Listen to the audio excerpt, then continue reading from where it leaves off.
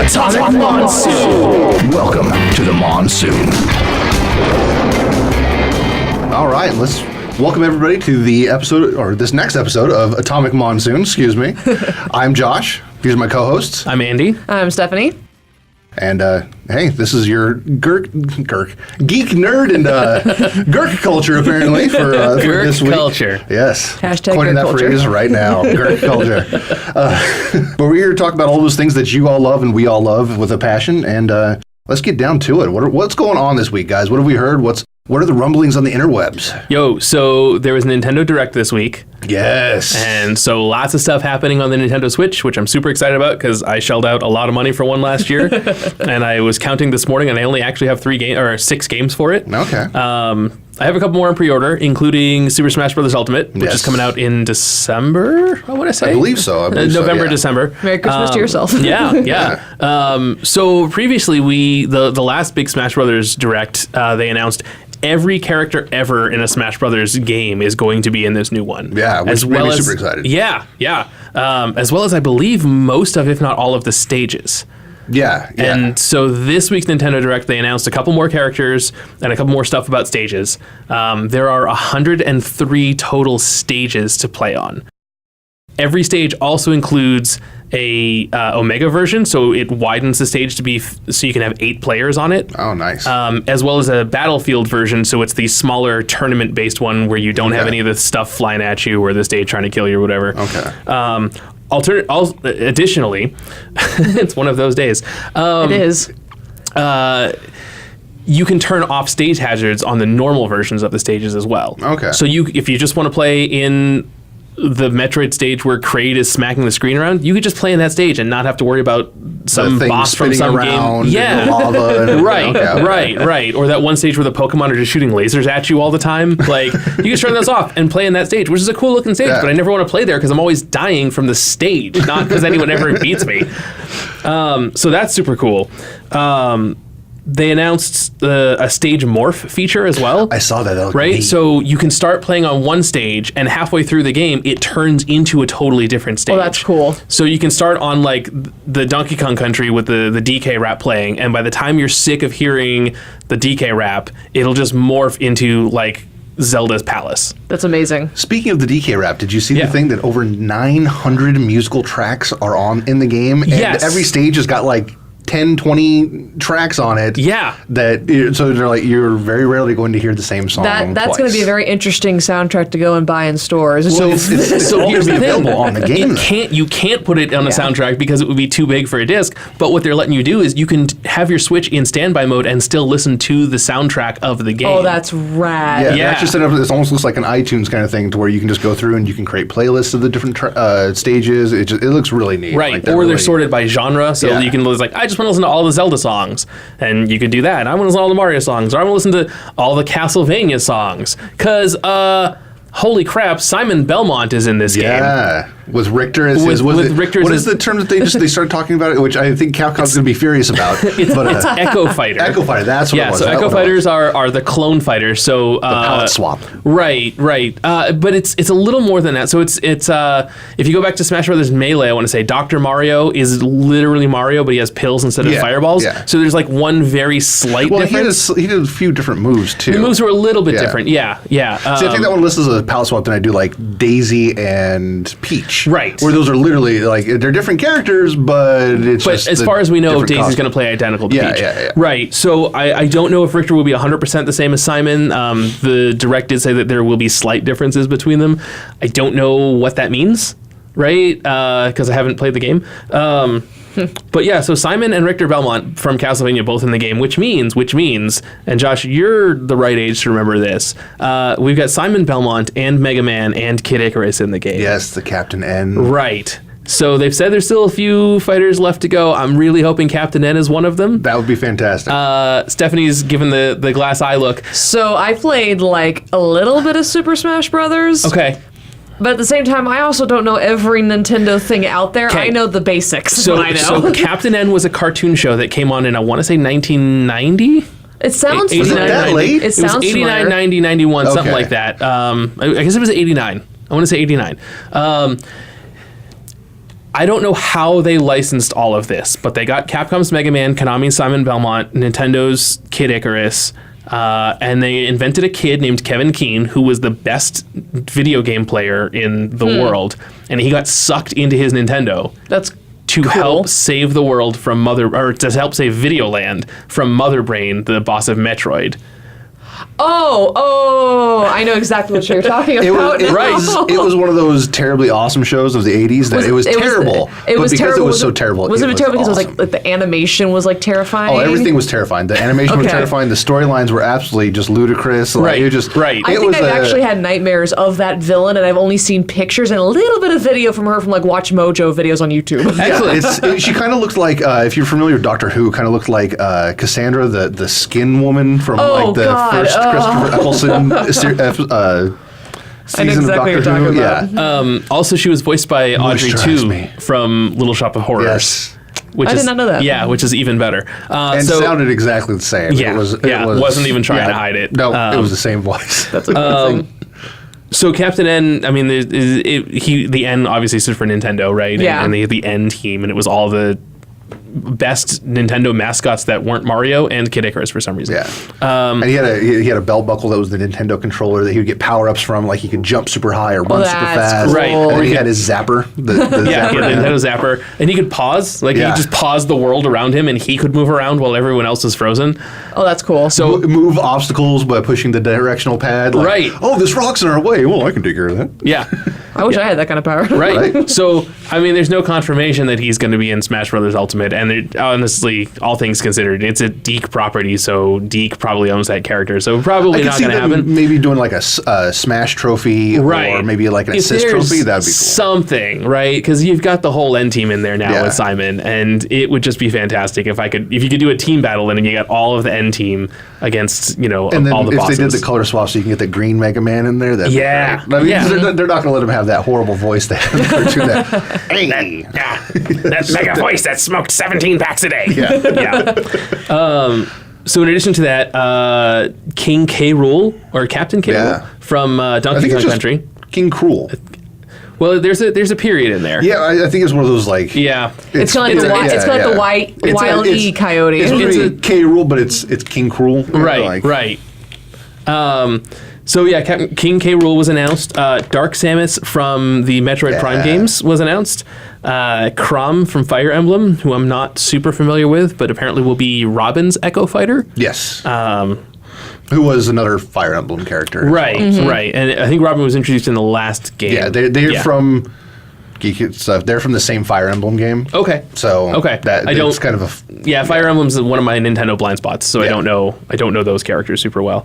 And I know Metroid and Super Metroid. I haven't played any of the Metroid Prime games, so. Oh but my goodness. Dark Samus is kind of self-explanatory. Hey, Yeah. it's Samus. Do you have a Only an GameCube? evil alien. Or a Wii that you can play the games on? My roommate has a Wii. I want to Okay. say. We might have So- to remember you have not played those games, and I have to dig those up out of the collection and Well, let you borrow them so you can try so it here's out. the thing: is I'm really bad at first-person shooters. It's okay. It's Metroid. You don't need to be good. Yeah. Listen, I get lost enough in first-person shooters. I don't need Metroid to help me get more lost. Okay. Right. To be fair, though, it's a Nintendo game, so if you get That's- too okay. lost, they hold your hand if you're like too like. If I get too lost, Yeah, they'll give me the yeah. white Tanuki suit, and I'll be fine. Kind Yeah. of. Just you go to your menu. There's like this big beacon that'll be like, "This is where you need to go." Okay. All right. Well, that's not so bad. That's handy at least. Yeah. Maybe I'll give it a shot. So- Anyways, yeah. So Smash Brothers is coming. I'm super excited. Bunch of stuff announced this week, and that's Yeah. just kind of the surface of it. There were a bunch of more little details in there.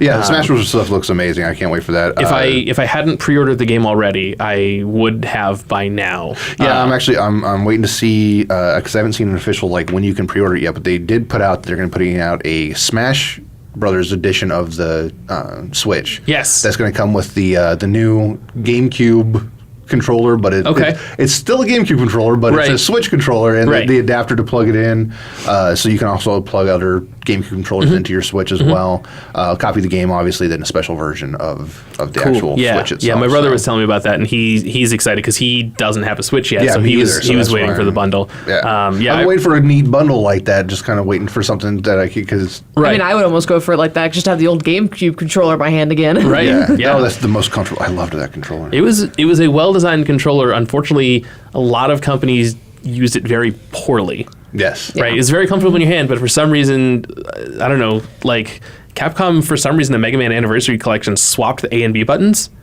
and I don't know why. Okay. That's weird. Yeah. But regardless, Smash Bros. Is coming. Everyone. Like, it's not just the best of Nintendo. It's very quickly becoming the best of video games. Oh, yeah. Is going to be in this. And there's no reason not to get a Switch now. It's just from all the games. You're going to have Cloud in there from the Final Fantasy series. You've got Pac-Man in there. Right. You've got Snake. Yeah, Solid Snake should is be back. in there again. Sonic the Hedgehog's back. Yeah, There's a Sonic's freaking back dragon again. in it too, from what I've heard. Ridley, right? Yeah, Ridley. he's Yeah, the so assistant Ridley lead. Yes. from Metroid is in it. Also, I didn't write the character's name down, and I'm never going to remember what it is. But one of the bosses from Monster Hunter is going to be a boss in Smash Bros., like a non-playable boss in Smash Bros. Oh, Ultimate. probably the Raytheon. Yeah, that sounds like a correct-ish name. Because they just did a crossover with Final Fantasy and everything for Okay. it, so it's probably the same. think it is that. Same I don't monster. know. Yeah, it's a pretty But, solid staple yeah, for Monster. one of the Monster Hunter bosses is just going to be in there because. Yeah. Because you can. Right? Fantastic. Yeah. Everyone is back in this game, and I don't know how much money Nintendo's paying everyone to get all these Apparently, licenses. I think all the Mario games, the Pokemon games that have come out recently have been like, here, just See, and what I want to see is like they've been having this huge partnership with Bethesda lately. So I'm wondering if maybe one of those extra characters they haven't announced yet is going to be like somebody from Fallout or maybe the Dovahkiin. Yeah, so Okay. I could totally see them throwing something like that in there because they like for some reason them Bethesda have been getting super buddy lately, which I'm all for. I love Bethesda stuff, so it's, it's interesting. The more third parties we can get working in good working relationships with Nintendo again, the better it is for the industry. They announced, I don't know if it was today or yesterday. I saw the news earlier but the new Doom is coming straight to the Switch. Sweet. Like, it's not even going to be any delay time. Like, nope, it's coming out for everything right away. Nice. That's So really cool. I mean, they're doing a lot of work there. So it'll be interesting to see who all comes out in the Smash and what other stuff's coming through. And I think the Switch is a great system. So I think we're like 4 or 5 characters away from really just like, I mean, you get Doom Guy, you get Lara Croft, you get Master Chief, and you get like Crash Bandicoot, right? They put Doom Guy in there because the Doom like that would make even more sense. So, Right. yeah. But like, I mean, we're seriously like 5-6 characters away from Smash Bros. Legitimately being like, oh, what's your favorite video game? Yeah. Right? General Here's a populace character. person. Yeah. Hey, that character's in there. No, right? Like, very much so. Yeah, Ryu Yeah. from Street Fighter is back. Right? Like, okay, Ryu's not my favorite Street Fighter, but Street Fighter's in the game. I always felt like they need to grease Microsoft's palm a little bit and be like, hey, can we get Conker over here for just for Smash Brothers? yeah. It's like the perfect character from Nintendo history that would be like, oh. Yeah. So very close to I don't know. I mean, it's called Smash Brothers Ultimate, and so far they're not wrong. Yeah, They're not. And how much closer are we going to get to it at literally being the ultimate version of Smash Brothers? Yeah, right? and it looks like they're mixing a good balance of the games from the Melee, which is what a lot of the hardcore audience still wants is that game, and then a lot of the new stuff that's been incorporated that just more of the casual, like I just like to play Smash Brothers audience likes. Right. So it looks like this would be a good balance of the two, and they're really going back to what made Smash Brothers, and also kind of appealing to everybody and saying like, hey, come on, it's Nintendo, come have fun. Absolutely. Yeah, for sure. So I know I have a couple of things, and I go back on the what's tangent going on? of some news. So Yeah.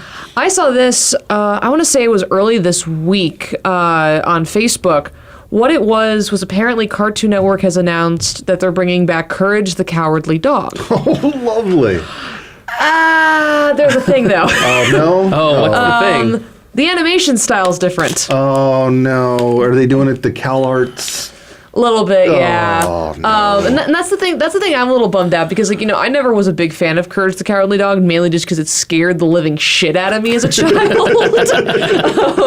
I can see that. Thankfully, I was older, so it was just fun. I was for me. right at that age where if you watched Courage, you did not sleep for 3 weeks. Like it was just like nah, that ain't happening. I ain't living in the middle of freaking nowhere if this is gonna happen to me. But no, like they have like a new animation style to it, and I'm sitting here going like, okay, you can reanimate Courage and his owners all you want, but if you dare not make those villains look as creepy as hell.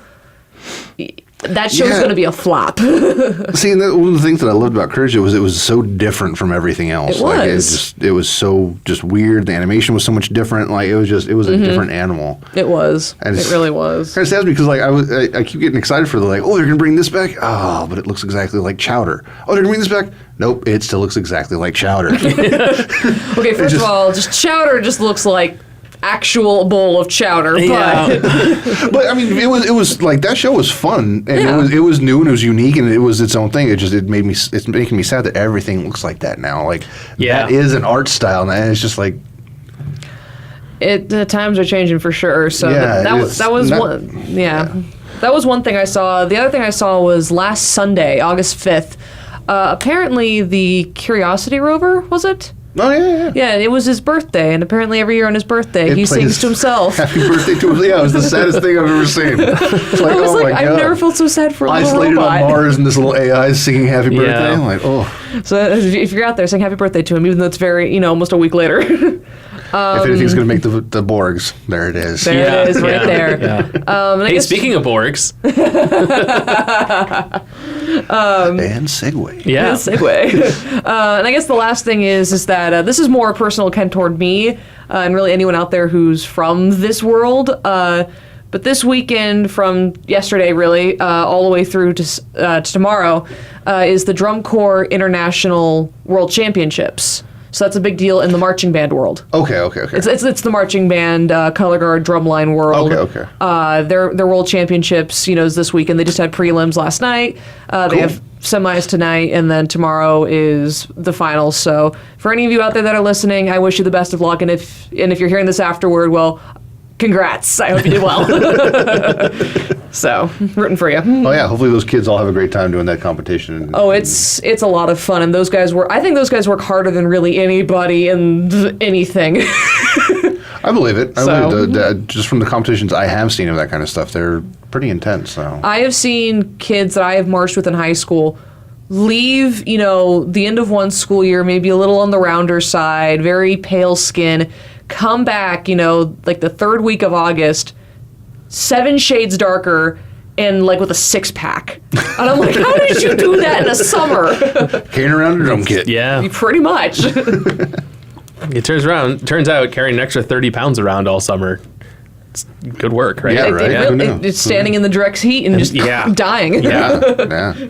So that's all I really have. That's kind of big on news. So Well, what we mentioned Star Trek a little bit ago. I know this is something we had briefly mentioned earlier in the week, but I'm excited about it and to see what they do with it with Patrick Stewart coming back as Jean-Luc Picard. Yes. Yeah. mighty Jean-Luc is coming back. It'll be interesting to see how they do that because it's supposed to take place 20 years after Next Generation, so it'll Right. be So, he said 20 years after the last movie, right? Which is pretty much where we're at now. pretty Right? Yeah, I that think might so, be. yeah. I think pretty was it- close in the timeline. Nemesis like, was yeah. about 98, right? Yeah. And so we're in 2018. So Yeah. There you go.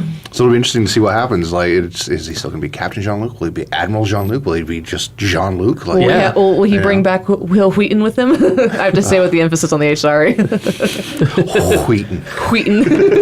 But it'll be interesting. I saw something about one of the people that, because there's no scripts yet or anything like that, but they were talking about wanting to bring back some of the old characters as well. Oh, yeah, that'd be And great. then, I'm sure they'll tap Jonathan Frakes to come direct and stuff. Since he's, Sure, right. He's previously doing everything for directing now. Like he's doing a ton of the Orville stuff, which is Oh, interesting. kind of the spiritual successor to the Next Generation. Right, I mean, right. it has so many people that worked on Next Generation working on it. Oh, okay. I didn't realize that. I think- That's why it feels so much like Next Generation. Yeah. Okay, that now that explains my friend's reaction. Because I've had a lot of friends, when Orville and Star Trek Discovery came out, like a lot of them said Discovery wasn't that great. They were going off on their own thing. They said Orville was really good, and I'm thinking like, okay, hold on. How did something Seth MacFarlane come up with better than Star Yeah, Trek? it's Yeah. funny because they marketed that show way wrong. Like Yeah, they marketed they- it like a spoof of Star Oh, Trek. yeah. Right. And it's more of just it's an homage to Next Generation with some extra jokes thrown in. It doesn't Right. take itself as seriously as Next Generation did. They marketed Yeah. Which not that Next Generation did that badly. It's just it's a lot more lighthearted than Next Generation was. yeah. Right. But at the same time, still dealing with some seriously heavy issues in that show.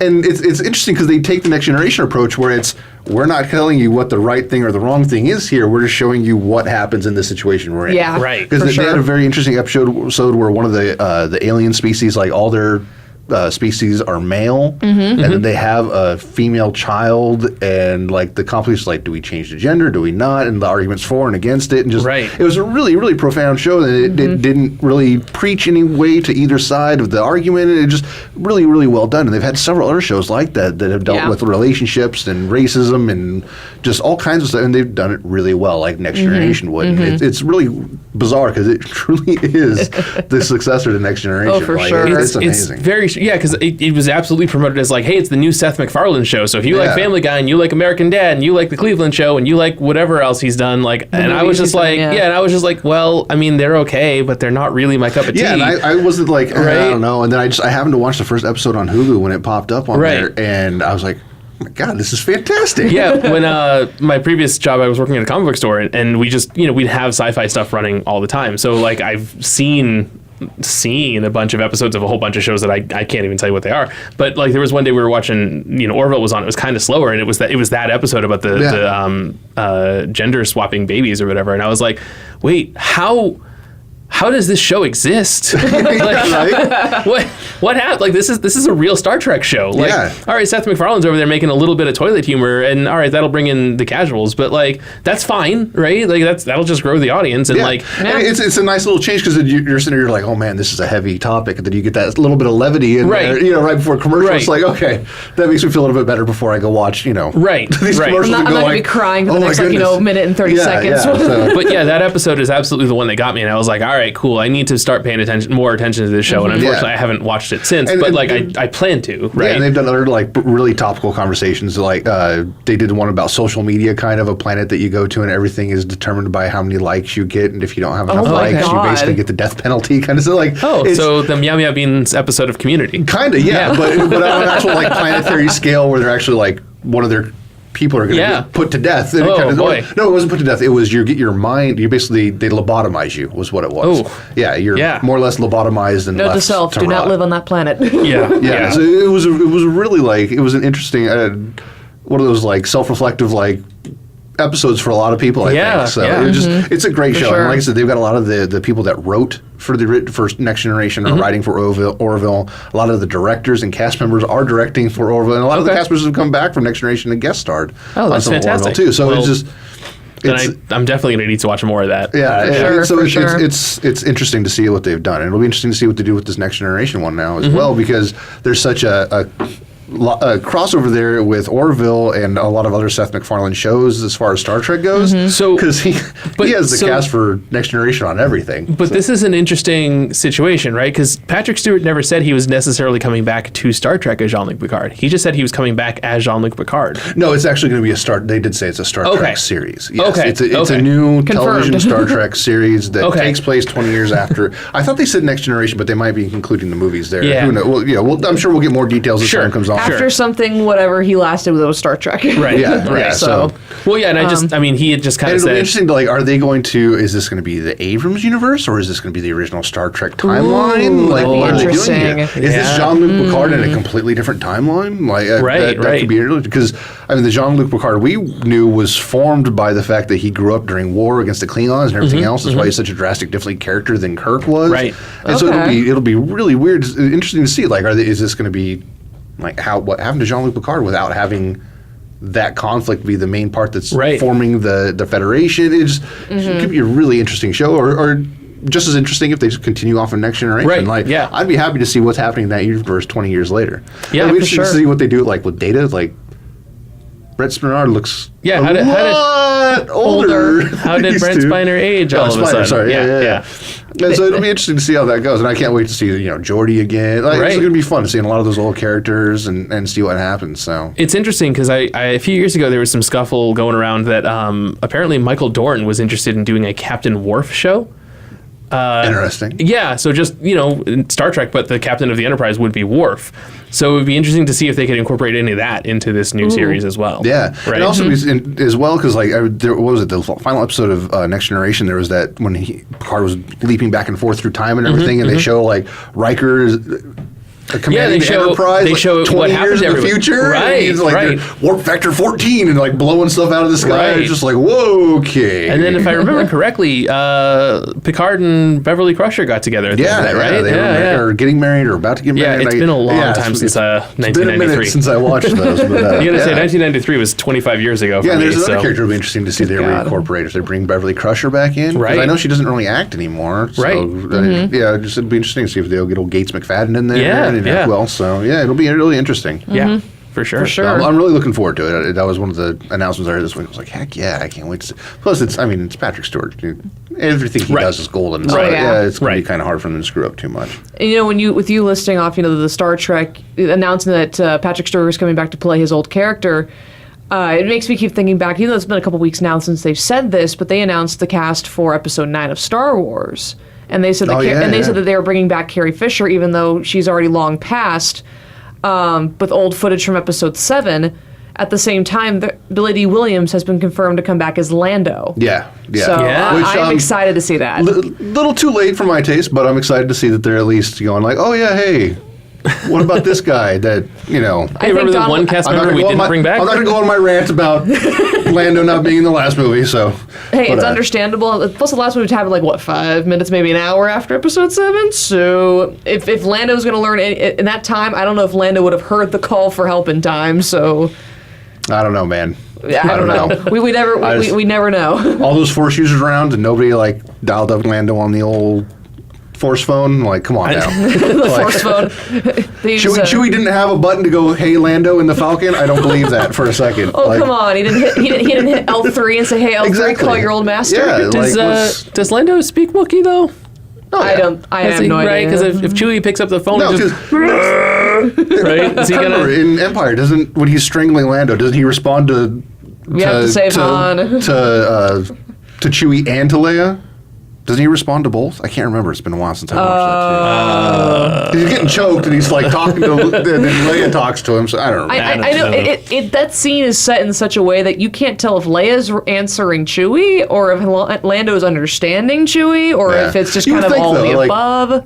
I know in the extended universe he speaks Wookiee, but I don't know about the That's good enough for me. universe. So. We'll find out, especially after the events of Solo, to see if maybe Donald Glover learned how to speak Wookiee after hanging out with Han and Chewie. So I'm trying to remember, what is the Shirawook, right? That's the Wookiee language? Yes. Yes. I have no idea. Go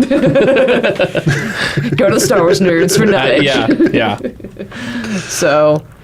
But yeah, that's interesting. So yeah, it'll be exciting to see how they do stuff. And I know that when she had died and everything, they had said that they were in negotiations with her daughter and everything about and I think the fact trying to use her respectively in the next movie and stuff like that. And the fact that J.J. Abrams himself says, I actually have a proper ending to her. I don't want it just to be like, okay, here's a time jump and she died in the middle. Yeah. He's like, no. If we're going to send Leia out in style, we're going to send her out in freaking style. Yeah, we're not going to Akbar her. We're going to actually do something. Poor... and it's sad we lost him too just before episode 8 came out. So the actor who played Akbar. Oh, I didn't realize that. That his passing was kind of overshadowed, I think, by something else that was going on. Maybe was it 2016 when everybody died? No, it was Okay. not. No. This was, I want to say, maybe a couple of months or two before episode 8 came out. Okay. So it was fairly close to the timeline. He still would have had time to do some voicing for a CG character that they could have thrown into the movie before he died, is what you're saying. That, but it also sounds... well, yes, but from what I was reading, it sounded like his health wasn't doing great either, so he only could do so much of what he did. Yeah. So... Also, maybe his contract was up. I don't know. Yeah. So... Anything else? So the only... I mean, we got Star Trek, we got Star Wars. I had a sci-fi thing happen to me this week. Okay. So last weekend I went and saw The Spy Who Dumped Me with Mila Kunis and Kate McKinnon, which is not a sci-fi movie. Okay. But I was at the mall walking around because I had like an hour to kill before the movie started, and I went into a Barnes & Noble and was just walking up and down the aisles and got to the movie section, and I found a copy of Space Jam on DVD for $5.99, and I thought, well, that's a funny price, right? $6 for Space Jam. All right, that's cool. And I go and pick it up, and I look behind it, and there was a Blu-ray release. But it wasn't just a Blu-ray. It was a Blu-ray and a DVD and a digital copy. But it wasn't just the Blu-ray DVD digital copy combo. It was also in a steelbook. of all the movies in the world that need a Steelbook release, I think Space Jam's kind of close to the bottom of the list, right? Yeah, I think that's probably underneath like Dolph Lundgren's Punisher. Right. Like, I mean, Right. it's like, There's a longer list, I think, even above that. Right. like right. Where's my Masters of the Universe Steelbook before I get a Space Jam Steelbook? I mean, Right, come on now. right. Die Hard. Does Die Hard have a steelbook?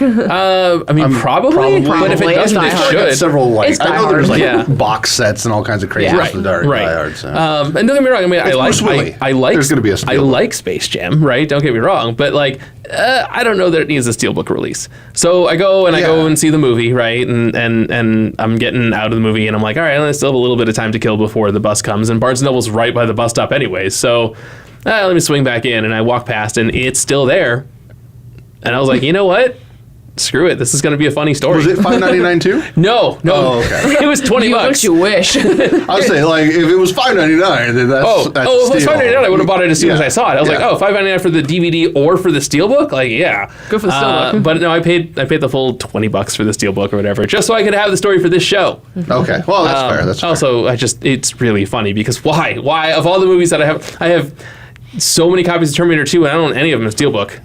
And that's my favorite movie. you got that Space But I Jam got Space Jam. Space Jam is You never know. Steelbook. It might be one of those weird random collector's items in 20 years that you go like, Yeah. what? I Oh. can sell that for how? Okay. All right, I can get my money back for that. That's Yeah. fine. In the distance, you hear, welcome to the jam. Yeah. Listen, I believe I can fly. I mean, hell yeah. That's all that matters. That's I all also that matters. believe that I'll go golfing and one day Bugs Bunny will pull me into the Warner Brothers world. It'll happen. Yeah, but only if you go golfing with Bill Murray and Larry Bird. That's the Yeah. rarity of Right, that. right, yeah. Because usually when I go golfing, I'm usually the one driving the golf cart and nothing else. So Right. And there's no Bill Murray around, so. No. that. Yeah. So. Speaking of Bill Murray, they put on not too long ago on Xbox. They did a backwards compatible of the Atari Ghostbusters game that was voiced by all the original cast. Oh, the one from like 2009 or whatever. Yeah, yeah. Okay, I thought you meant they the did Atari, the Ghostbusters game that came out of the Atari 2600. Yeah, no, they did a was backwards very compatible of that confused. one that came out recently, and for some reason I saw a bunch of people playing it the other day, so I threw it back in. Mm-hmm. Man, if anybody has played that game, they need to go do that because that is definitely the sequel to the Ghostbusters franchise. It is a fantastic story. Huh. And it's got all the original cast in there. It made me a little nostalgic because, Harold Ramis. Right. Immediately you got him doing the Egon, like, are you troubled by specters? It was like perfect. It was just like, oh man, this is fantastic. Somehow I have not played that game, which is strange. I feel like I should have. Yeah, if you've got I think it was on everything for, last generation. So You know what's funny is the other thing I own in Steelbook is the real Ghostbusters cartoon. that's fantastic. That's fantastic. That is actually fantastic. And somehow I have not played that video game. So Yeah, I should go bother my brother. I think he's got a copy of it. Other video game news, if nobody has tried it yet, We Happy Few came out today. It's supposed to be kind of a dystopian 1960s-ish England that basically they lost World War II, and this is what their society did. It's this crazy mind trip kind of a game, and you literally can't say much more about it without spoiling anything for the story. So Okay. Yeah. it's interesting. If you like narrative games, some people tried to say like BioShock-ish, where I don't want to compare the two because they're completely different narratives, but Sure. it's definitely got that mind messing kind of Yeah. narrative, like just where you're like, wait, what is really going on here? Kind of through the story. So it's interesting. I was a Kickstarter on it and early access member and everything like that. So it's been interesting to watch the growth of that game over the past few years. But it came out, it's officially out, and it so far fantastic. Alternatively, going back to Nintendo a little bit, there is an open beta for Dragon Ball FighterZ on the Switch. Oh, fantastic. Which started last night, I want to say. So if you are a Switch owner and you haven't been playing Dragon Ball FighterZ, you absolutely can now before the game actually releases in September. So get a couple weeks of practice in before it actually comes out. for sure. All right. Well, do we have any? What's some other news that we got going? We've been talking about the Star Wars, Star Trek, and video games. What else we got going here? I know there was a lot of casting for movies and TV shows this week. So they recently just announced Ruby Rose is playing as Batwoman. And it took me a minute. I was like, where do I know her from? And it was driving me Orange is the nuts. New Black. No. No? John Wick 2. Oh. She was the female bodyguard antagonist during that movie, and she was fantastic in that movie. So I was like, all right, I think I can get behind this character as Batwoman. I haven't seen John Wick 2 yet, but who does she play in Orange is the New Black? I don't know. Okay. I just know she was in the show because everyone on my Facebook page was freaking out about it. So I was like, okay, I don't know. Right. So it was the John Wick 2 connection. I went, okay, that sold me on her as Batwoman. So it would be interesting to see her as Cassandra Cain. Yeah. I have really no input. Like I said, like I knew she was in Orange is the New Black because everyone I know who watches the show that I am friends with on Facebook were all like freaking out about how she was doing on the show. Yeah. And I'm sitting here going, who's this? Right. Yeah, and I was surprised I know they're putting her into the Arrowverse, but I didn't see. Are they putting her on Supergirl, Flash, or Arrow? I've heard it's supposed to be like CW. Like I think it's like her own show. Right. What I've heard. She's getting a backdoor pilot on one of the other shows. I think it's Supergirl. I think it's Supergirl. Okay, I think it's Supergirl. It's kind of how they did Flash on Arrow, and then Supergirl as well. They're all kind of backdoored through that universe, getting their own shows. I think it's that. So okay, and it'll also be interesting to see if they end up folding Black Lightning into that stuff this season. They'd said before it's its own standalone thing, but you never know. Yeah, it make more sense for like, okay, we're going to pull you into this universe because they've already established the multiple. Why not have 7 shows set in the same universe? Well, I mean, they already established like the multiple parallel Earths thing, so they can literally bring anybody in from anywhere. Which it's true. Should be interesting because that same series they've been rumor milling about having some of the old Smallville characters come back because Tom Welling and I'm spacing on it. He played Lex Luthor. Michael Rosenbaum. Yes.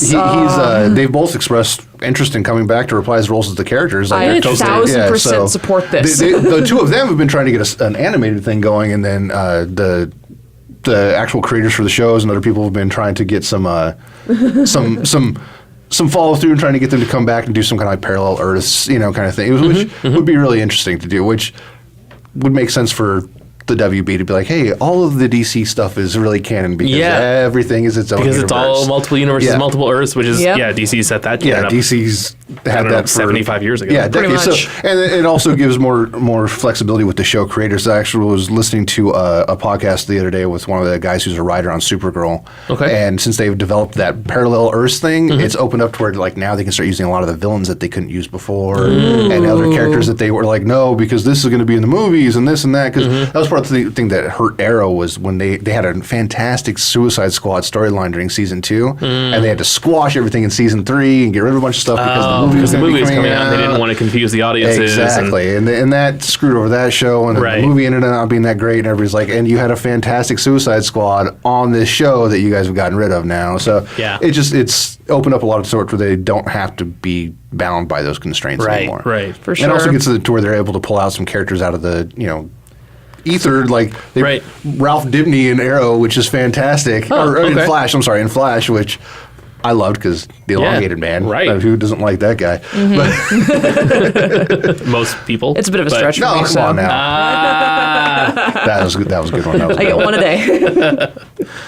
But yeah, so there's a lot of little in-jokes and stuff like that. So it'll be interesting to see what they do on those shows. What were some other castings that they put out this week? Oh, God. I have not kept up on any of this news, so no? Most of this is going to be news to me, actually. Okay. I mean, most of the casting that I knew about really was, Ruby Rose, Patrick Stewart coming back, the announcement for episode 9. Like, if there's any other casting that's been announced recently, it's probably gone right over my head, and I haven't even noticed it. Okay. Or it's not for a show that I'm something I saw that was interesting movie news today is that they're saying that Venom is going to be PG-13. Say what now? Yes, it's getting a hard PG-13.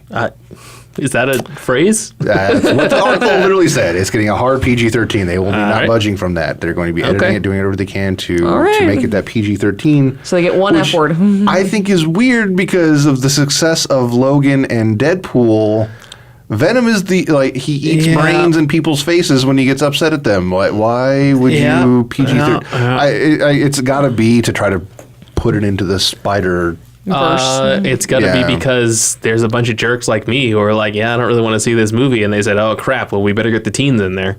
Maybe. Right? I didn't see. I think I don't know. To me, it would have been. For me, it would have been a better sell to have it go along the lines of Logan and Deadpool. He doesn't even have the spider on his chest. Yet. He doesn't have the spider on his chest. Yet. I'm out. Like, See, and I was kind of figured that they'd do that at the end of the movie. That would be like the... I guess, but that's kind of like saying, well, the RoboCop remake a few years ago wasn't that bad because he wore the silver in the last 30 seconds of the movie. Touche. Right? Like, I guess the original outfit's in there. He still looked like, Batman with a laser, visor. That's just true. This Right? is true. He did. So, He did. yeah. I don't know. It'd be interesting to see what they do with it. I'm still not sold on the Venom movie that much anyway. Right. Like, I was kind of like, we'll see. Yeah. Like... I mean, PG-13 is an interesting choice. I got to be honest, I'm not super surprised by it. I would have been more surprised if you said it was going to be rated R. Yeah. And I would okay, now I'm in. But it's a hard PG-13. I don't know what that phrase means. That was them talking about that they are going to edit this thing to make sure it is PG-13. Yeah, There yeah. will be nothing in there that people can be like, oh, but it should be rated R. Nope. Okay. It's you're not going to be able to go oh, this could have been R. Nope. Okay. It's going to be Okay. PG-13. I It's mean, going to be made for TV PG-13. good, right? I mean, if that's the movie that they want to make, then by all means, let them make it. As I said last previous episode, I'm kind of out on Marvel movies that aren't made by Marvel Studios anyways. Yeah. So, right. I mean, the Deadpool movies are an exception because those follow the Which same also- spirit as the Marvel Studios movies. I know you and I had a brief discussion of this off microphone earlier in the week. They did say with the Disney announcement about them not having anything that's above PG-13 on the Disney streaming service. Oh, right. With their acquisition of Fox, they actually own Hulu now. So they have said that anything that is above PG-13 that's owned by Disney is going to be on Hulu's streaming instead. And they're actually talking about doing a package that'll be about $20 a month that you'll get the Disney and the Hulu streaming services together. That's hurting my brain a little bit because here's the reason why I say that. Which is also interesting because now ABC stuff will be on Hulu as well, which they only had a very limited amount of stuff because Disney's not wanting to have it on a Fox streaming system. Oh, so okay, now right. there's going to be a bunch of ABC previous shows that will be on Hulu as well. Now, if the way I understood the way that Hulu worked is that it's owned by all of it's CBS, NBC, WB, Disney, and Fox all had a stake in it. From what I was Maybe reading, not. and I could be wrong on this. Again, Okay. this is internet, so you never know how much Sure, is true. right. But that they owned a controlling stake Right in it. now that they own it's- Fox, now that they have 20th Century Fox, they they're- own the majority. Yeah, and share. they're the directors of how it's done, and Right, so right. it's Okay, a so Disney product I mean, now. So that is kind of a weird roundabout good way of right. Hey, the It makes Disney sense, streaming 'cause service then- is family friendly, so Yeah. you don't really have to worry about your kids turning on something that's going to be too bad. Yeah, and you don't have to you don't have to go into your Hulu and enable parental controls for stuff Right. if you just have it to where kids don't get to get on the Right, Hulu. They kids only you get on the Disney, mom and yeah. dad get on Hulu, and Yeah. And this is the reason why it's hurting my brain a little bit because they would actually have to split up the Star Wars universe. Would the they? first the first 5 episodes 4, 5, and Oh, 6, yes, and 1 and 2 they- are PG. Well, that's the thing, though, is they don't have the streaming rights to the first 6 Star Wars movies. They're not going to be on the Disney streaming service. Oh, are you kidding me? No, Ted Turner's organization owns the streaming rights to the first 6 Star Wars Damn, movies. okay. But the thing is, my point still stands, though, because on the Disney streaming service, they'll have Star Wars Rebels, Star Wars Clone Wars, Star Wars Resistance, all that, all They're the going to have animated everything stuff. except for 1, 2, 3, and 4, 5, 6. Wait, you said the Disney service is PG-13 and below, right? Yes. Okay, so it will include things that are PG-13. Yes. Oh, okay, so PG-13 that's the and case, below. then never Just mind. not Nothing rated R. Above Just- PG-13, yes. Okay. Yes. If that's the case, then never mind. So Yeah. anything that's rated above PG-13 will not be on. It's kind of like the network. You won't ever see anything above PG-13 on Disney. It'll be interesting to see how that all works out. But that is something that I know a lot of people were worried about. Was like, what's going to happen with like Deadpool and all that stuff and all this stuff that they now own that was Fox that we love. So all that stuff's going to be on Hulu. You're not going to worry about it. You'll still be able to get Married with Children and all those wonderful Fox shows that you don't get, and a lot of the stuff like Simpsons and things like that that'll be over on Hulu, not on the Disney streaming service. Okay, well, that makes sense. Technically, Family Guy's already on Hulu, so nothing so changes. all those things will still have a home. They'll still have a place that you can go get it and everything. Nice. And it'll be interesting because they're going to be doing more packages with the Disney streaming and Hulu. So it'll be interesting to see if they do some kind of like big master package, which is also interesting because streaming services has turned into what cable a la carte people have always wanted. Right. Is what streaming streaming services have turned into. So now that Disney owns several of them, they'll be able to do these packages. Like, okay, so now I can get HBO, Disney, and then Hulu all together in a package for, let's say, $30 a month. Right. It's still way cheaper than cable, and I get everything that I possibly want. It's funny because my roommates and I canceled cable in 2009, and we realized that we were watching more Netflix than Hulu anyways, right? Yeah. So we thought, well, let's chop off this, almost $100 a month we were spending on cable. And when they asked, it was like, why are you canceling? I was like, well, because you're not letting us watch what we like. The part of it was the package deals were just so absurd, right? Yeah. Mm-hmm. We wanted to watch something on this channel, something on this channel, something on this channel, but they're all in different tiers, right? And so it was like, well, cool. Well, we have to pay this almost $100 a month to get these like 4 channels. Whereas if you just gave us the channels we wanted for $5 a month, we'd be perfectly happy giving you $70 a month and not dealing with the streaming services. And now like cable's kind of shot themselves in the foot. It was like, well, we have to do it this way to get more money out of them. And it's like, they could have stuck with their price plan and been like, pick from these 200 channels, and at this price you get X amount of channels for that. And people have been finding they had the ability to do it no problem. They absolutely did. And those they big chose boxes not and to. everything, because they'll give you free weekends of a certain single channel all the time. Right. But Yeah. they Right. just they're shooting themselves in times the are foot. changing. Yeah. Times are changing. No, the times changed. And listen, I used to work at Blockbuster Video, and Netflix, when it was a mail order service, was killing Blockbuster because Blockbuster wasn't keeping up with what was going on. Yeah. Like it was $4 a movie for a DVD. Yeah, Yeah. if Blockbuster had a bent with it and been like, we just need to do our own streaming thing. Sure. It definitely And they wouldn't have been able were, to grow but as that's much. the thing. Blockbuster. We were selling direct TVs through Blockbuster, and there were like multiple Blockbuster channels on direct TV. So it wasn't that Blockbuster wasn't doing that. But they weren't giving people the option to get on there and just watch the one movie they wanted to. Sure. Well, in fairness, when Blockbuster was worthwhile, Netflix wasn't doing that yet either. Yeah. They were still just a mail order service. Yeah. But I could get the new movie the day it comes out on my Netflix in the mail. I go home and it's like, oh, hey, that brand new movie that came out today on video, it's already in my box for Netflix. And you're paying $8. You were paying $8 a month for Netflix as opposed to $4 a movie from Blockbuster. So if you were watching more than 2 movies a week, which quite frankly most of our customers were. Yeah. And so it's just interesting to see these things that were in the 20th century, like this, the second half of the 20th century, like this is how entertainment works, right? Yeah. Like very quickly at the beginning of the 21st century, like they're all just crumbling. Yeah. And just, hey man, if you're sticking to a plan, like this is the way we're going to screw people out of their money, and someone else comes along and is like, hey, we want your money too, and we'll take less of it. Like, why am I not going to go with the person that wants less of my money? I hate to go back to video games again, but it's interesting seeing the same kind of thing going on right now with Xbox, because they've got this Xbox Games Pass that it's like, oh yeah, you can play it on your PC or your Xbox or whatever, and you get hundreds of free games for $10 a month. So you go, and they're putting out like new releases and stuff like that. If it's an Xbox game, it gets on your Games Pass and you get it for free if you pay for the pass every month. It's kind of doing the same thing with video games a little bit, and I have a feeling that's where a lot of it's going to go towards. This digital, like. There's a ton of games on that pass that I would like to play, but I ain't going to pay for it. But hey. $10, I'll do that because I can go down there and play it for a little while, and if I don't like it, I don't like it, but I didn't waste any money on it. And if you did like it, you're more likely to drop the $60 for the full game. Well, and that's the thing, they give you 20% off the purchase price if you have Games Pass. So if you play a game on there and you like it, you can get on there and buy it. And so if you pay your $52 instead of Well, and usually in a lot of that time, it's like. What was it? The other day there was something on sale that was on the Games Pass that it was on sale and you got the additional discount on the sale price on the Games Pass. So it ended up, the game was like $8.50. It was just like, okay, I'll buy that.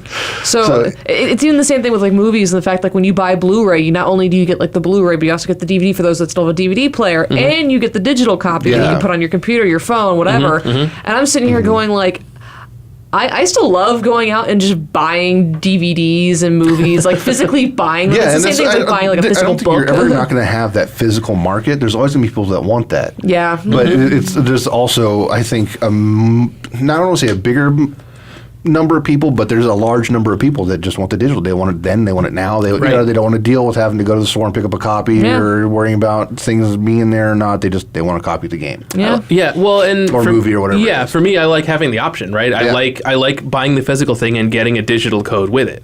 Right. I was watching. See, and that's one of the things I don't. And I hate to interrupt. Like with the digital service that they see on like on movie stuff, it's like if I could go get Deadpool on digital on demand two right now. Right.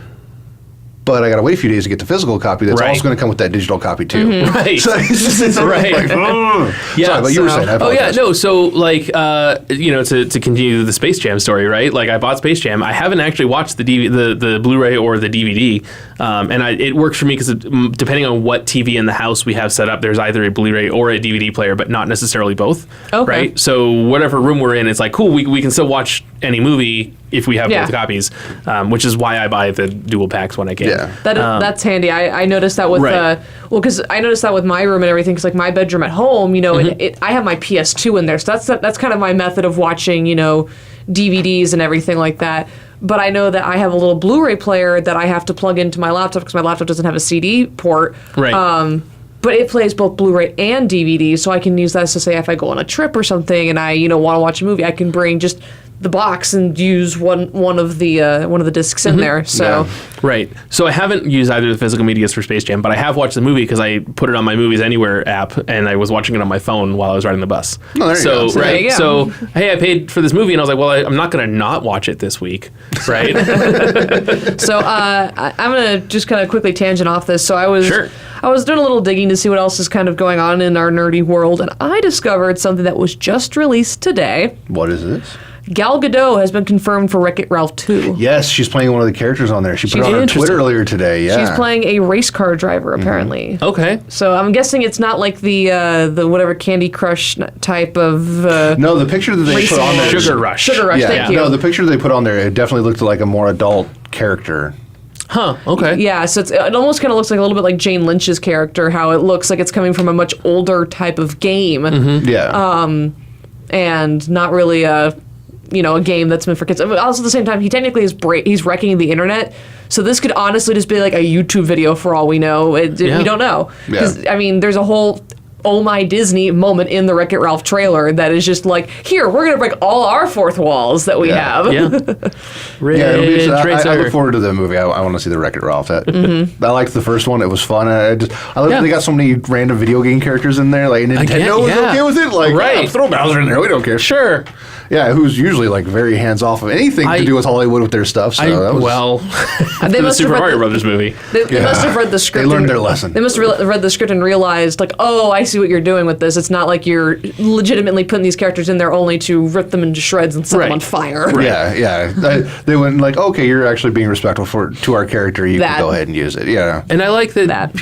In general, companies are more okay with sharing and doing kind of a like, hey, if we're all going to be friendly, we're all going to get along. Why not do a scene Yeah. like a Wreck-It Ralph where you can have all those villains on the screen at the same Plus, time? Yeah. products That towards was- your market. That's one of Right. the things that was kind of fun about Ready Player One. Depending on, no matter how you felt about that movie, some people loved it, some people hated it because of the book. I haven't read the book yet. Sure. You know, just Yeah. But that was a fun part of the movie is when they're showing all those characters from all kinds of Right. different things and stuff. I mean, there were some ones that was like, why did you put that in there? But it's like, okay, well, that's who you had the rights to. I'm So sure. okay, Right. we get it. We get it. I remember seeing, I can't remember what movie it was. I think it was Black Panther. And they had the Ready Player One trailer going, and I was freaking out because, I love the Iron Giant from Yeah. the 90s.